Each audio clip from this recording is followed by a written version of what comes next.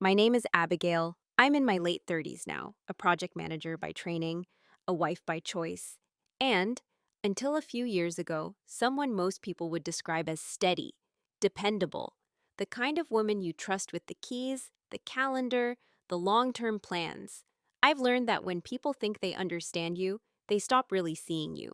And when you're calm by nature, your calmness gets mistaken for compliance. I've always been perceived as quiet but capable, the woman who doesn't raise her voice, the one who listens carefully, takes notes, and doesn't interrupt. People often assume that means I don't notice things or that I let them slide. They assume that if I'm not reacting, I'm not registering. I don't correct that assumption anymore. Back then, I didn't even realize how often others were making it. This story isn't about revenge. It isn't about dramatic confrontations or villains with obvious tells. It's about something slower and far more unsettling. How decisions get made about you when people believe you're no longer fully present. How authority can hide behind paperwork. How love, when mixed with convenience and fear, can quietly rot into something else. I found out my spouse switched off my life support and called it a medical decision. I woke up because a nurse questioned the order that bore my spouse's signature. What follows is not a courtroom thriller or a montage of shocking twists.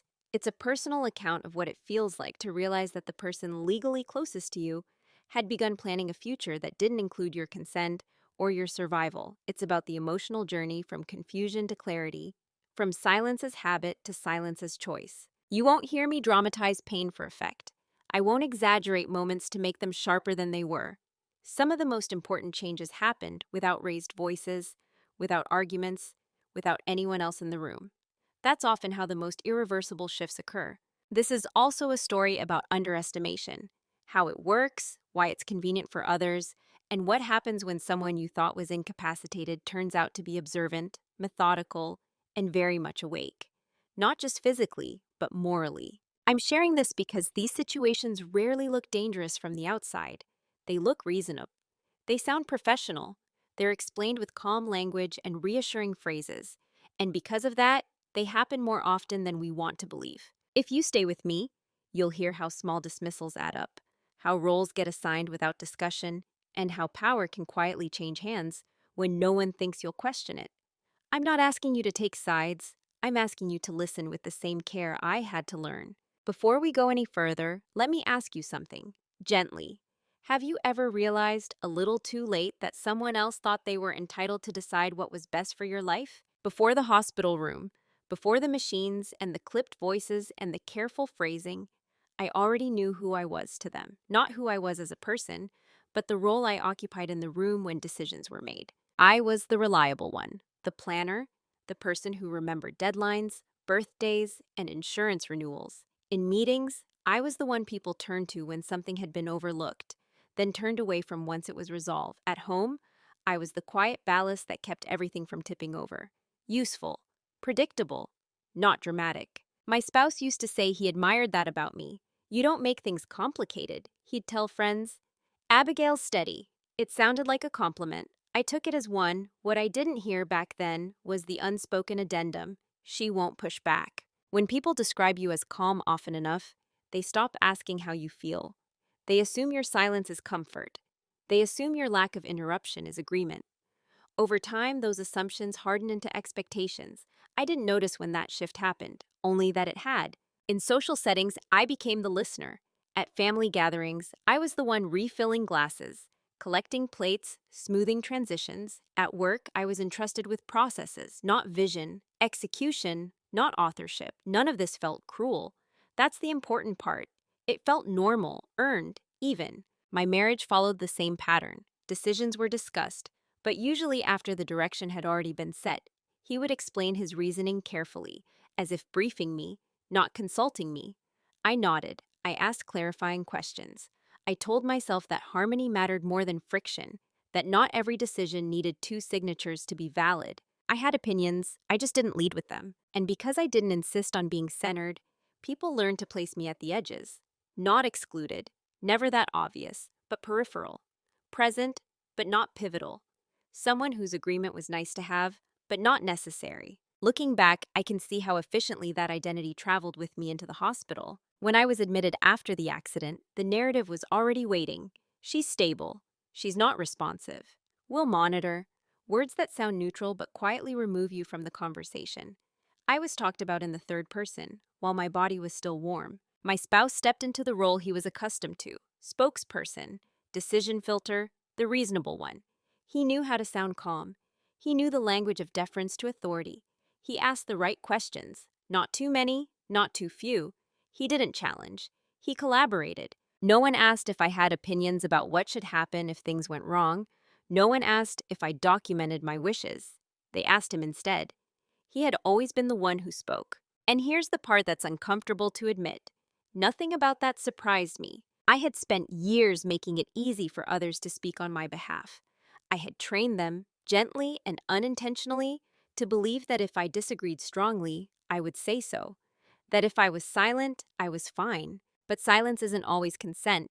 Sometimes it's just unclaimed territory. In the hospital bed, unable to move, I was still listening, still registering tone shifts, pauses, and the way people avoided my name when discussing outcomes. I was aware of how quickly I had become an object of procedure rather than a person with preferences. To them, I was a case, a chart, a responsibility to be managed. To my spouse, I was, at that moment, an obligation he believed he understood better than anyone else. He believed that because he'd always been allowed to. That was who I was to them when the story truly began. Not invisible, just assumed. And assumptions are powerful. They do a lot of work quietly, long before anyone signs anything. The first small cut didn't happen in the hospital. That's important to say, because if I trace everything back only to machines and signatures, I miss the earlier moment when something fundamental shifted, and I chose not to name it. It happened months before the accident, in a way so ordinary that I almost dismissed it while it was happening. We were at a dinner with friends. Nothing formal, just a table, shared plates, the kind of conversation that drifts between work complaints and future plans. Someone asked me a question directly about a project I'd been leading, one that had taken nearly a year of careful coordination. Before I could answer, my spouse answered for me. He summarized my work quickly, confidently, and not inaccurately enough to justify correcting him without seeming petty. The table nodded. The conversation moved on. I remember smiling. I remember telling myself it didn't matter. But I also remember the exact moment I realized I hadn't been invited back into my own sentence. That was the cut. Small, clean, easy to overlook. On the drive home, I mentioned it lightly, not accusatory, just an observation. He laughed and said, "I was just helping move things along." Then he added, "You know you don't love talking about yourself." That was true, partially. I didn't love competing for attention. I didn't love over-explaining. But I did love being recognized as the person who understood my own work best. I let it go. After that, it happened again, in different forms. A decision about finances that was framed as a conclusion, not a discussion. A medical form he filled out for me because it was easier. A casual, "I already told them you were fine with it." Each time the justification was reasonable, efficient, protective, even. And each time I accepted the explanation because nothing catastrophic followed. The relationship remained functional, comfortable. That's how these things grow. No single moment felt severe enough to challenge. There was no obvious harm, no raised voice, no insult sharp enough to demand a response. Just a gradual narrowing of the space where my consent was explicitly sought. And here's the part that took me years to understand. Everyone else was watching this happen. Friends didn't intervene, colleagues didn't question it. They adapted. They learned who to ask. They learned who would answer quickly, decisively, without redirecting the question back to me. I noticed. I always noticed. But I told myself that correcting it would create awkwardness. That harmony was worth more than precision. That I was still involved, even if I wasn't centered. The first small cut never bleeds. That's why it's allowed to stay. By the time I was lying in a hospital bed months later, listening to people discuss my prognosis as if I weren't in the room, that earlier moment at the dinner table returned to me with surprising clarity. Not emotionally, logically. It was the first time someone had learned they could speak over me without consequence. And once someone learns that, they rarely unlearn it on their own. Disrespect doesn't usually announce itself. It settles in quietly, like a new background noise you stop noticing, because life keeps moving and nothing seems broken enough to stop. After that first small cut, patterns began to form. Not dramatic ones, subtle, almost courteous. Decisions would be presented to me after they were already in motion. Conversations would conclude with my presumed agreement. Plans would be framed as updates, not proposals. And I adapted. I told myself this was what partnership looked like in its most efficient form. That not every issue needed two voices at full volume. That my spouse was decisive in ways I wasn't, and that balance mattered. What I didn't question was why that balance always tipped in the same direction. When I did speak up, my objections were handled gently, smoothed over rather than addressed. You're overthinking it. It's already handled. Trust me. None of these sounded cruel, they sounded reassuring. And because I valued calm, I accepted calm explanations even when they erased my input. Over time, my resistance became internal instead of external. I would notice something felt off, then immediately explain it away to myself. I rationalized my silence as maturity, as emotional intelligence, as choosing peace. The world rewards women who do that. Friends would joke about how easygoing I was, how lucky my spouse was to have someone who didn't make things complicated. I smiled because challenging that narrative would have required explaining something I hadn't fully admitted to myself yet. The most unsettling part is how quickly others adjusted. Doctors began directing explanations to him even when I was sitting upright. Financial advisors emailed him first. When decisions were needed, people instinctively looked in his direction. No one was trying to hurt me. They were responding to a structure that already existed. And structures once formed are remarkably efficient at sustaining themselves. By the time the accident happened, my role had been normalized to the point where my absence from the conversation felt logical rather than alarming. I was unconscious, after all. He was present, available, cooperative. No one paused to ask whether this dynamic predated the crisis. Lying there, unable to move, I wasn't panicked. I wasn't afraid. I was alert in a way that surprised even me.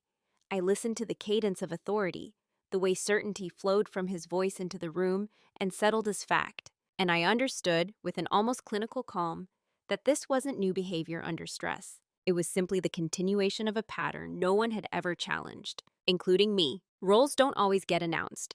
Most of the time, they're handed to you gradually, reinforced by repetition, until stepping outside them feels like a disruption rather than a correction.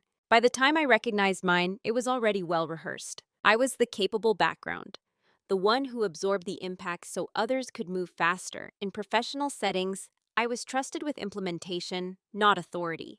In personal ones, I was the stabilizer, the emotional shock absorber who made transitions smoother for everyone else. At home, my spouse handled decisions that required assertiveness, negotiations, final calls, anything that involved confrontation or risk. I handled continuity, follow through, making sure nothing fell apart after the choice had been made. We never named this division of labor, which made it feel organic instead of imposed. But unnamed roles are the hardest to renegotiate because no one admits they exist. When I was hospitalized, that role followed me without question. The language changed immediately. I was no longer Abigail, the person with preferences and thresholds. I became the patient, a designation that sounds neutral but comes with an entire script attached. Patients are observed, managed, spoken about, and my spouse fit seamlessly into the counterpart role, decision maker. I remember a doctor explaining options in careful, measured tones, what could be tried, what the risks were, what the likely outcomes might be. The explanation was addressed to him, not out of malice, out of habit. He nodded at the right moments, asked clarifying questions, used words like quality of life and what she would want, as if those things were already settled. What no one noticed was that he never asked me those questions when I was fully conscious. He relied on assumptions built over years of my quiet compliance. The role I had been assigned, reliable, non-confrontational, agreeable, made it easy for others to believe that my will was simple, that it could be inferred, that it didn't require verification. Inside my own body, I felt the irony of that more sharply than any physical sensation. Because while my body was still, my mind was active, analytical, observing. I noticed which phrases ended the discussion, which words signaled authority. I noticed how often my spouse spoke in absolutes when referencing me. She wouldn't want, she always said, statements that left no room for doubt and therefore invited none. The role protected him, it protected the system, and it erased me just enough to function smoothly. I didn't feel anger then. Anger would have required energy. I felt something colder and more precise, recognition. This wasn't betrayal in the dramatic sense.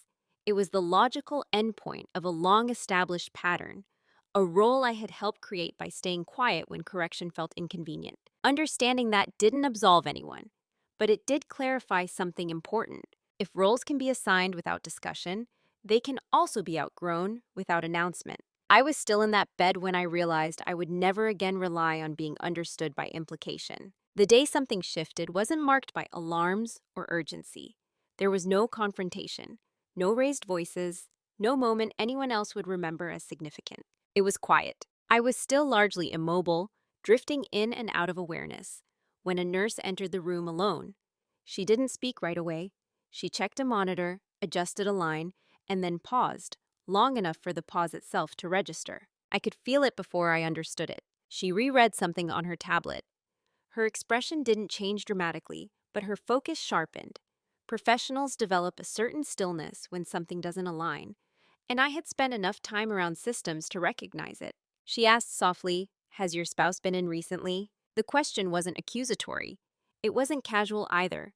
It sat in the air between us, heavier than it should have been. I couldn't respond. Not physically, but something in me leaned toward the question. She continued almost to herself, "I just want to double check an order." She left the room without elaborating. That was it. No announcement, no explanation. But in that moment, the internal shift occurred. For the first time since the accident, I stopped assuming that the system was neutral. I stopped assuming that everyone involved had the same understanding of what was happening to me. I realized that decisions had been made in my absence, and not all of them were being universally accepted without question. The nurse returned later with another staff member. They spoke in low tones outside my door, not hidden, but not offered.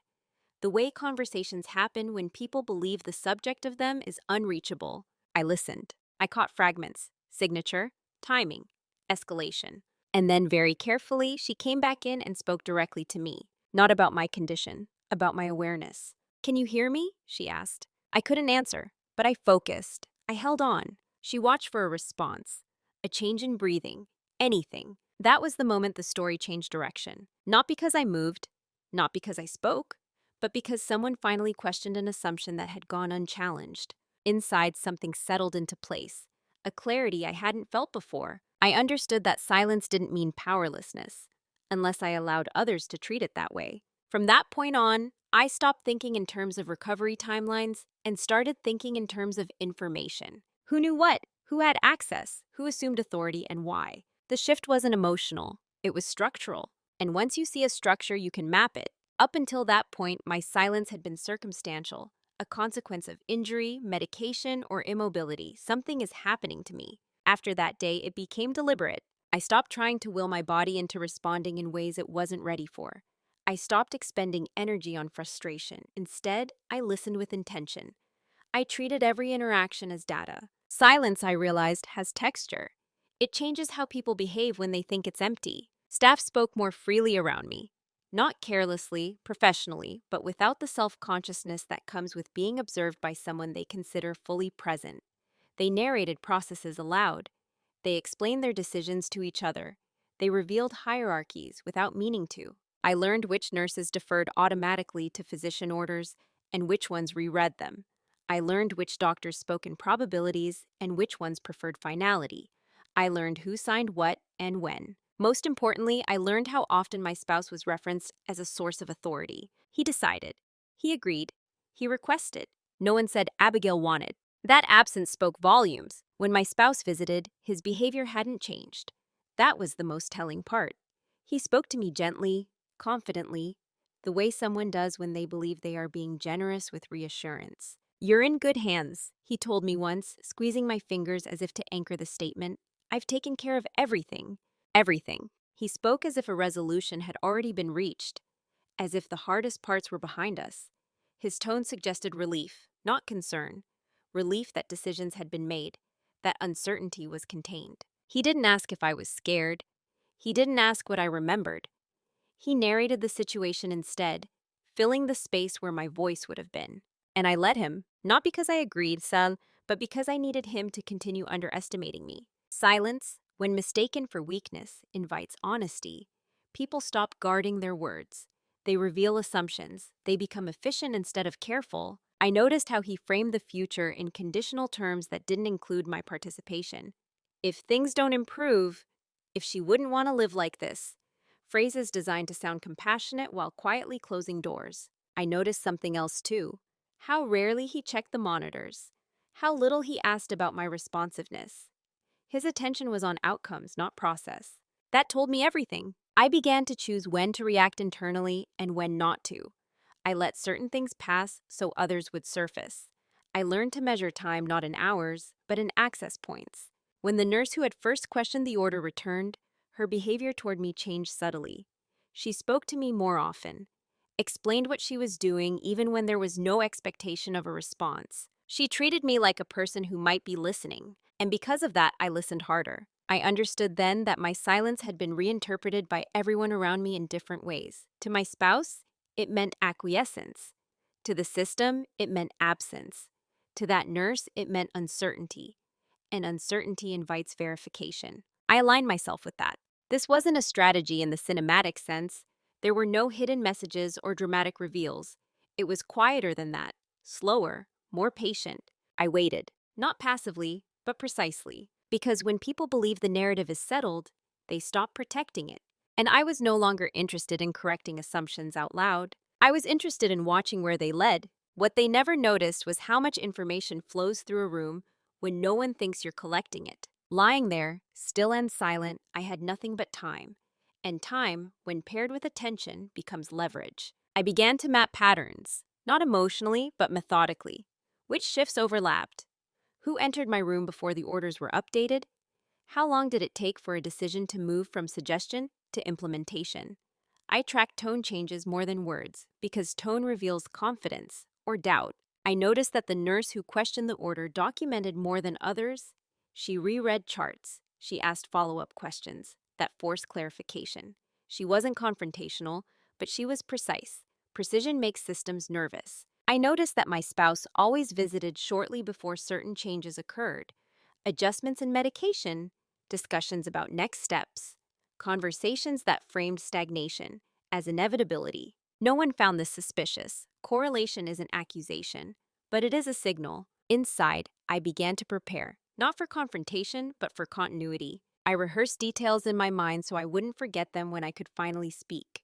Dates, names, phrases, I repeated them like coordinates. I didn't need proof yet. I needed coherence. When I was briefly taken off heavier sedation, I learned how much could be gathered in small windows. A nurse explaining a dosage, a doctor referencing an earlier consent, a passing mention of a form. Consent. That word stayed with me. I remembered signing documents years earlier, standard, broad, meant for emergencies. I remembered trusting that they would be used conservatively, as placeholders until I could speak for myself. I wondered how they were being interpreted now. What they never noticed was that I wasn't emotionally overwhelmed. I wasn't dissociating. I was organizing. My mind had always been good at system, understanding how authority travels through procedure, at identifying where discretion hides inside policy language. And lying there, I realized that everything happening to me was being justified through systems I understood very well. That was the hidden strength no one accounted for. When the nurse leaned close one evening and said, "I'm going to ask you something, and you don't need to answer out loud," I focused everything I had. I miss. If you can hear me, blink once. I blinked. It was barely perceptible, but it was enough. Her breath caught. Not dramatically, but just enough to confirm she'd seen it. She didn't celebrate. She didn't react. She documented. That restraint told me I had chosen the right person to be noticed by. From then on, things shifted in ways that looked procedural from the outside. More frequent checks, slight delays, requests for reauthorization. Nothing that would alarm someone who believed the situation was stable. My spouse didn't comment on the changes. He assumed they were routine. He trusted the system because the system had always mirrored his assumptions. What he never noticed was that the system was beginning to look at me again, not as a body, but as a variable. And variables, once reintroduced, complicate conclusions. I stayed silent. I stayed patient. Because preparation isn't loud. It's cumulative. The private reveal didn't arrive with shock. There was no surge of adrenaline, no sense of victory, no emotional release. What I felt instead was something quieter and heavier: clarity. It came in fragments, assembled over days rather than delivered all at once. A physician stood at the foot of my bed one morning, speaking to a resident, not realizing how much I could hear. He referenced an order that had been placed at the spouse's request, then paused. He frowned, not deeply, just enough to signal reconsideration. That assumes continued unresponsiveness, he said. The word assumes landed. Later that same day, the nurse returned. She spoke carefully, choosing language that remained within professional boundaries. She explained what had been ordered, what had been paused, and what required reaffirmation. She didn't tell me what to think. She gave me information. And that's when the full shape of it became visible. My spouse hadn't acted out of panic. He hadn't been rushed. The decisions made in my name had been framed as compassionate, but they were also convenient, timed, structured, designed to move things forward without resistance. He had signed an order to withdraw life support under the justification that it aligned with my wishes. Wishes he had never confirmed. The reveal wasn't that he had the legal ability to do this. I already knew that. The reveal was that he had been prepared to act before all uncertainty was resolved, and that he had been confident no one would question it. Except someone had. And because of that, everything changed. I didn't feel rage. I didn't feel betrayal in the cinematic sense. What I felt was a clean internal separation between who I thought I was married to and who was now clearly visible. This wasn't a man overwhelmed by fear. This was someone making decisions based on assumptions of authority and entitlement. And assumptions fail when exposed to scrutiny. I realized then that I didn't need to confront him yet. I didn't need to alert him. What I needed was time for the system to adjust, to require corroboration, to slow down. The leverage wasn't dramatic. It was procedural. I had re-entered the system as a person with observable responsiveness. That alone shifted the balance of power. Orders now require justification. Language became conditional instead of final. Decisions were deferred rather than executed. My spouse noticed none of this. He continued speaking as if outcomes were inevitable, as if the future was already shaped, as if I were still an object moving along a predetermined path. He was wrong, and the most important realization came then, fully formed and steady. I didn't need to expose him to reclaim myself. I only needed to make sure he could no longer speak for me without being challenged. That was the leverage. Not evidence, not an accusation. Clarity combined with restraint. From that moment on, every choice I made was guided by one principle. Nothing irreversible would happen again without my direct consent. And I was prepared to ensure that quietly. Once clarity settles in, the hardest part isn't knowing what happened. It's deciding what to do with that knowledge. I lay there, newly recognized as responsive, but still physically limited, and considered the options available to me. They weren't dramatic, they weren't satisfying in the way people imagine justice to be. They were narrow, procedural, and irreversible in their own quiet way. I could confront him immediately, let the shock register on his face, force a reckoning in real time, but that would have required emotional energy I wasn't ready to spend, and it would have warned him. I could alert the entire care team at once, turn the situation into a formal investigation. That would have protected me, yes, but it would also collapse the structure I was still learning from. Systems close ranks when threatened. I needed them to be observant, not defensive. Or I could do the least visible thing. I could say nothing, for now, and let the system continue correcting itself, while I positioned myself to act decisively once I had full agency again. That was the irreversible choice. Not silence forever. Silence with direction. I chose patience over exposure. From that moment, every interaction became intentional. When doctors spoke to me directly, I responded as clearly as my body allowed. I established a presence without drama. I made sure my responsiveness was documented consistently, not as an anomaly. I asked, slowly, carefully, for copies of forms when possible. I listened to how consent language shifted now that I was considered aware. I learned which thresholds mattered legally and which ones were simply habitual. I let my spouse continue believing the narrative he'd been telling himself. That was difficult, in ways I didn't expect. Not because I felt attached to him emotionally in that moment, but because watching someone behave with unearned confidence is unsettling when you can see the scaffolding beneath it. He spoke about the future as if it were settled, about arrangements, about what comes next. I listened without reacting, because I understood something fundamental then. The power he thought he had depended entirely on my absence, and I was no longer absent. The decision point wasn't about punishment or exposure. It was about authorship. Who would be the final authority on my life, quietly, unmistakably, from this point forward? I decided it would be me. Not loudly, not vindictively, but irrevocably. Recovery, when you're truly paying attention, is not a straight line. It's a series of permissions being returned to you one at a time. The first was speech, slow, strained, but unmistakably mine. The second was consent, and the third, the most important, was access. Once I was officially documented as alert and communicative, the system shifted again. Not dramatically, just enough to matter. Conversations began including me by default. Forms were placed closer to my reach. Questions were directed at me instead of around me. That alone unsettled the balance, more than any confrontation could have. I didn't rush. People expect urgency from someone who's been wronged. They expect a reaction, emotion, demands. I offered none of that. Instead, I became very cooperative. I thanked people. I asked thoughtful questions. I showed patience. I let everyone believe I was simply focused on healing, on regaining strength, on returning to baseline.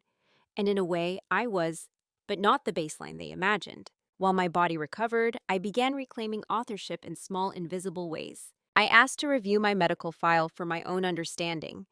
I requested copies of consent forms, so I wouldn't forget later. I confirmed who was legally authorized to make decisions now that I was conscious. Each request was reasonable, unthreatening, routine, and each one quietly dismantled the structure that had allowed someone else to speak for me. I learned exactly when the life support withdrawal order had been signed. I learned how it had been justified. I learned which boxes had been checked and which had been assumed. There was no falsification, no crime, just interpretation pushed as far as it would go. That distinction mattered, because what I was doing was not building a case for punishment. I was building a foundation for independence. My spouse noticed my improvement, of course. He praised it. He framed it as something we were getting through together. He spoke about how relieved he was that the worst was behind us. I let him believe that, but I stopped letting him answer questions for me. Not abruptly, not confrontationally, I simply responded first. When doctors asked how I was feeling, I answered before he could translate. When nurses asked about pain levels, I spoke clearly and decisively. When future planning was mentioned, I asked for details. The effect was subtle but cumulative. He began to hesitate before speaking, to glance at me for confirmation he had never needed before. His authority didn't disappear, it thinned. And then authority collapses under its own weight.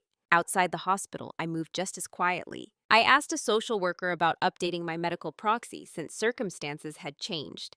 I contacted a legal clinic recommended by the hospital, not to file anything, just to understand my options. Understanding is a powerful form of insulation. I reviewed financial arrangements we had made years earlier.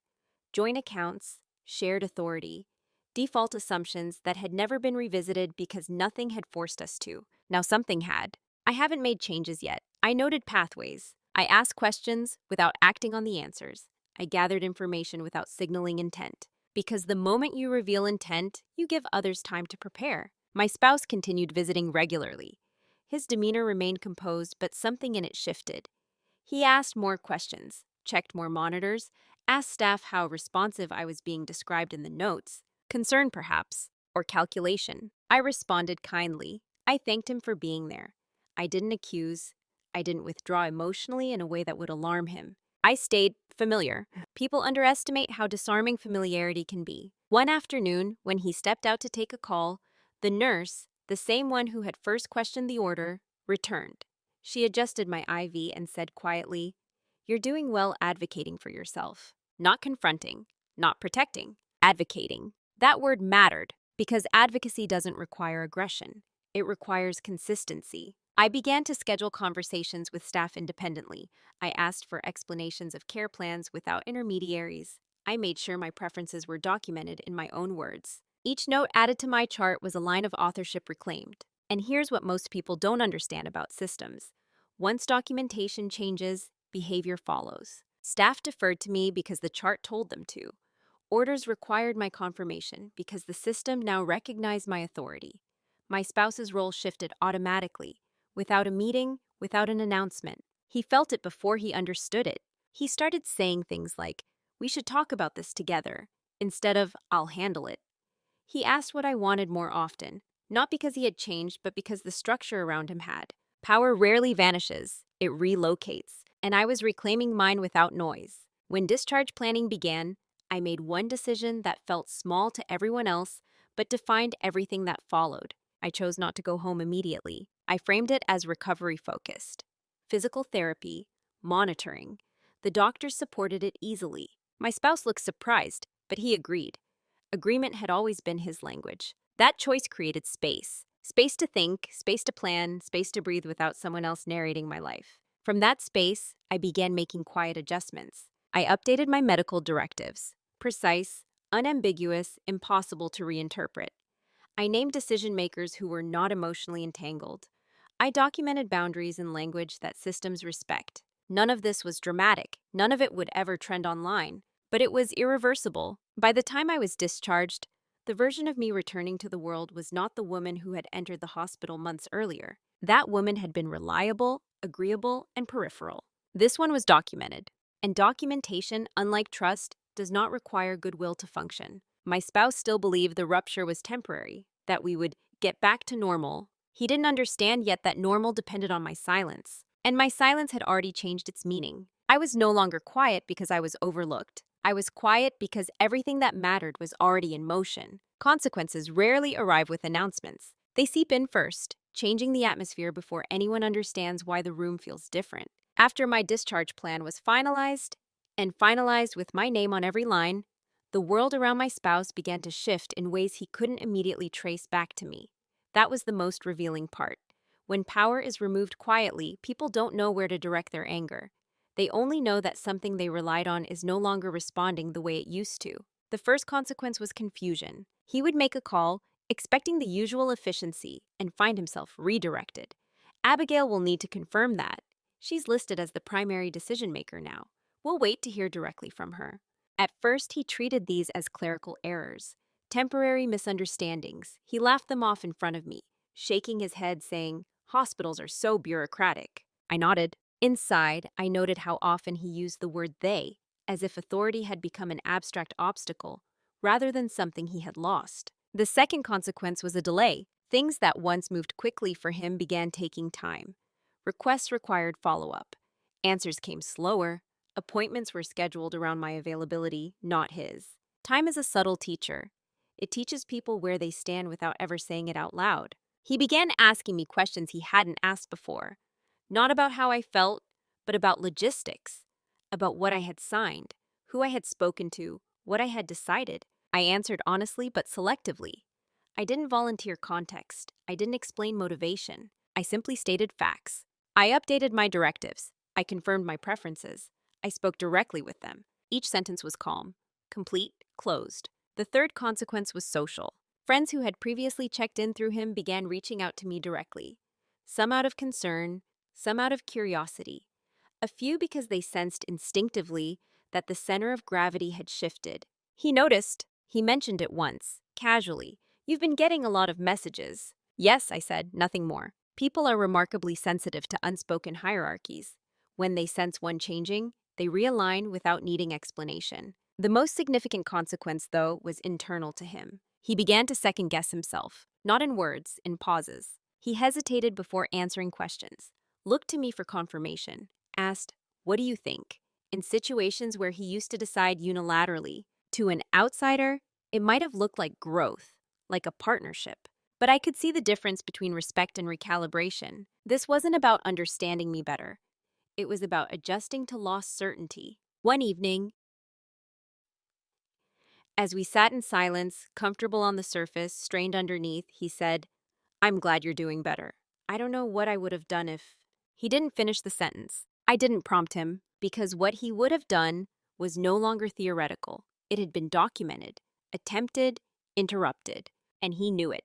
That knowledge sat between us, unspoken but undeniable, not as an accusation, but as a boundary. The system now recognizes me as autonomous. My preferences were explicit.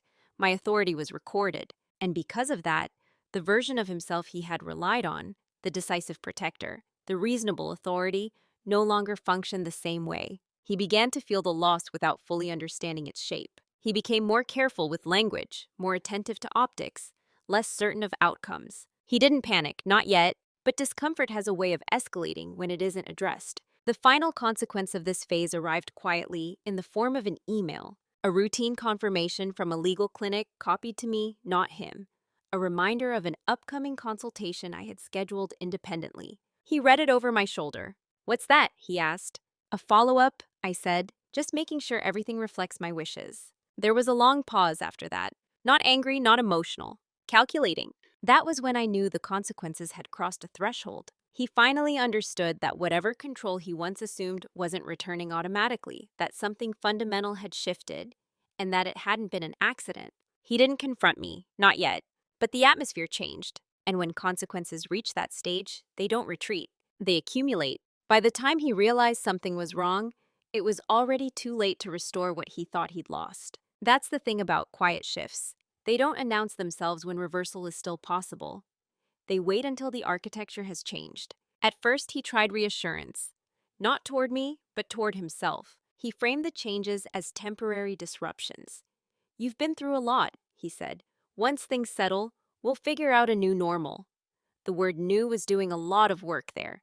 He assumed normal was something we would negotiate back into, together, once the stress passed. What he didn't understand was that normal had depended on my unrecorded consent. And consent, once withdrawn and replaced with documentation, doesn't regenerate on goodwill alone. He began asking questions that came too late.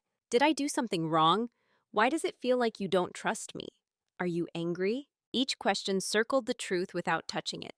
I answered carefully, not evasively, accurately. "I'm not angry," I told him. "I'm being precise." That unsettled him more than anger would have. Anger can be argued with. Precision cannot. He tried to fix things the way he always had. By explaining himself. By contextualizing past decisions. By reframing intent. I was under so much pressure. I was trying to do what was best. "You know I would never hurt you." I listened. And I realized something essential then, something that closed the door emotionally, even before it closed legally. He wasn't asking for forgiveness. He was asking for authority back. He wanted reassurance that his judgment was still trusted, that his role as interpreter of my needs hadn't been permanently revoked. But trust, once removed from a role and placed into systems instead, doesn't return through conversation. It returns only through time and changed behavior. And I wasn't interested in running that experiment with my life again. He grew restless. He began hovering during phone calls, asking follow-up questions after appointments, suggesting we simplify arrangements that had become inconvenient for him. I declined gently, consistently. "No, this works for me. I prefer it this way. I'm comfortable with the current setup." Each sentence was a closed circuit. That's when panic began to surface, not loudly, but in cracks. He became overly attentive, then abruptly withdrawn. He offered help, then resented not being needed. He oscillated between apology and defensiveness, unsure which would restore his footing. Nothing did. Because the problem wasn't emotional distance. It was structural displacement. The system no longer defaulted to him. And he didn't know how to exist outside default authority. Every attempt to fix things emotionally ignored the reality that the fix required relinquishment, not reassurance. One evening, he said something that confirmed everything. "I just don't understand why you didn't tell me you felt this way before." I looked at him for a long moment. "I did," I said, "just not loudly enough for you to hear." That was the last time I offered an explanation. From then on, I stopped clarifying. I stopped contextualizing. I stopped cushioning the reality. I didn't need him to understand. I needed him to adapt. He tried one final approach, subtle, almost hopeful. He suggested revisiting paperwork together, implying that maybe we'd overcorrected in the aftermath, that perhaps fear had made me too cautious. That was when I knew it was truly too late, because what he called fear, I called memory, and memory doesn't negotiate with convenience. By the time he realized that the authority he once held wasn't coming back, not gradually, not emotionally, not legally, something in him hardened, not into anger, into regret. But regret, like panic, is only useful before decisions are finalized. And mine already were. The confrontation, when it finally happened, didn't look like one. There was no argument, no raised voices. No catalog of grievances was laid out for judgment. It took place on an ordinary evening, in a quiet room, with the kind of stillness that only appears after all the urgent things have already been decided elsewhere. He spoke first. "I feel like I don't know where I stand anymore," he said. "Not with me, just where?" I nodded once, not in agreement, but in acknowledgement. "That makes sense," I replied. He looked at me then, really looked, as if searching for the version of me he remembered, the one who would soften the moment, who would reassure him that nothing fundamental had changed. That version didn't appear. I keep thinking back to the hospital, he continued. I was doing what I thought was right. I didn't think you'd want to live without.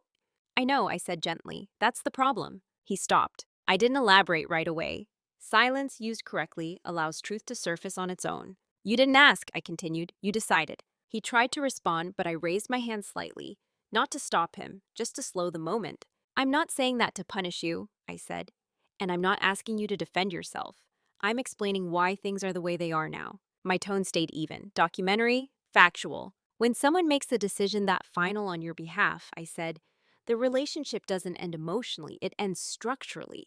He absorbed that quietly. I didn't accuse him of malice. I didn't question his intentions. Intentions were irrelevant. What mattered was action and assumption. You believed you had the authority, I said, and the system agreed with you, because I had allowed that authority to go unquestioned for a long time. He nodded slowly. I'm not angry, I added, but I am finished being inferred. That was the closest thing to a line in the sand I ever drew. He asked if there was a way back. Not dramatically, almost academically. I answered honestly. I don't know, I said, but if there is, it wouldn't look like what we had before. Because what we had before required my silence. And silence, once repurposed, can't be undone. We sat there for a while after that. Not tense, just still. Some confrontations end with resolution. Others end with clarity. This one gave us the latter. And clarity, unlike forgiveness, doesn't fluctuate with mood. It holds. Who I am now is not a reaction to what happened. That distinction matters to me. I didn't rebuild myself in opposition to him, or to the system, or to the version of my life that nearly ended without my consent. I didn't harden. I didn't become suspicious of everyone. I didn't trade calm for control. What changed was something quieter and far more permanent. I stopped allowing my presence to be optional. Before, I believed that being reasonable was enough, that clarity would naturally emerge if I stayed patient, that people who cared would eventually notice when they were overstepping. Now I understand that care and power are not the same thing. I still speak calmly. I still listen more than I talk. But I no longer confuse silence with virtue. I no longer assume that being understood is the same as being respected. I document, I confirm, I ask to see things in writing. Not because I'm afraid, but because I'm precise. My identity used to be relational, defined by how useful I was, how adaptable, how little space I took up. I was proud of that once. It made me dependable. It made me like. It also made me to decide. Now, my identity is anchored internally. I don't need to perform steadiness for others to trust me. I trust myself enough to require systems and people to meet me where I am. I still believe in partnership, but not in the default authority. I still believe in love, but not in unexamined entitlement. I didn't leave the relationship immediately. That surprises people when they hear it. They expect a clean break, a dramatic exit. But life rarely offers clarity on a schedule that feels narratively satisfying. What I did do was stop negotiating my autonomy for peace. I stopped smoothing over discomfort that wasn't mine to carry. I stopped translating myself into something more palatable. And in doing so, I learned something unexpected. You don't need to be loud to be unmistakable. People respond differently to me now, not because I demand attention, but because I occupy my space fully. There's less projection, fewer assumptions, fewer interruptions. The system responds too. Paperwork is slower, but safer. Conversations are clearer. Decisions are deliberate. I'm not bitter about what happened. Bitterness requires attachment to an outcome that didn't occur. What I feel instead is alignment. My life now is authored in my own language, and that's not something I'm willing to translate ever again. There's a temptation, when a story like this reaches its end, to look for a verdict, to decide who was right, who was wrong, who deserves blame, and who deserves absolution. That instinct makes sense. It's how we try to contain discomfort, by turning complex human behavior into a moral equation with a clean answer. But the truth is quieter and less cinematic. This story isn't about a villain. It's about what happens when assumptions go unchallenged for too long, when calmness is mistaken for consent, when love is confused with entitlement, and efficiency is allowed to replace inquiry. No one wakes up one day intending to overstep another person's autonomy. It happens gradually, through small decisions that go unquestioned because they seem reasonable at the time. Because the person affected has been trained, by personality, by culture, by circumstance, to absorb rather than resist. What saved me wasn't outrage or strength in the traditional sense. It was attentiveness, a nurse who paused instead of proceeding, a system that still allowed for verification, and a moment of internal clarity that turned silence from a liability into a boundary. If there's a moral here, it isn't trust no one, it isn't be louder, and it certainly isn't wait until something terrible happens to assert yourself. The moral is this: if your voice only matters when it's raised, you are already too late. Agency isn't proven in a crisis, it's established long before, through documentation, through presence, through insisting that your preferences are not inferred, but known. If you take anything from my story, let it be this. Ask yourself where you have been quietly accommodating decisions that affect your life, simply because correcting them felt inconvenient or disruptive. And ask yourself who benefits from that silence. I don't share this to warn you away from intimacy or partnership. I share it to remind you that love does not require invisibility, and care does not excuse assumption. Your life does not need a spokesperson, unless you choose one. Thank you for listening all the way through. If this story resonated with you, I'd really like to hear your thoughts. So I'll leave you with one question, and I invite you to answer it in the comments. Where in your life have you been quiet? Not because you agreed, but because you didn't think your voice would change anything? And what might change if you reclaimed it? Calmly, deliberately, and in your own time. Cảm ơn bạn đã lắng nghe câu chuyện vừa rồi. Đừng quên like, share và bấm chuông để không bỏ lỡ câu chuyện mới nhất. Hẹn gặp lại.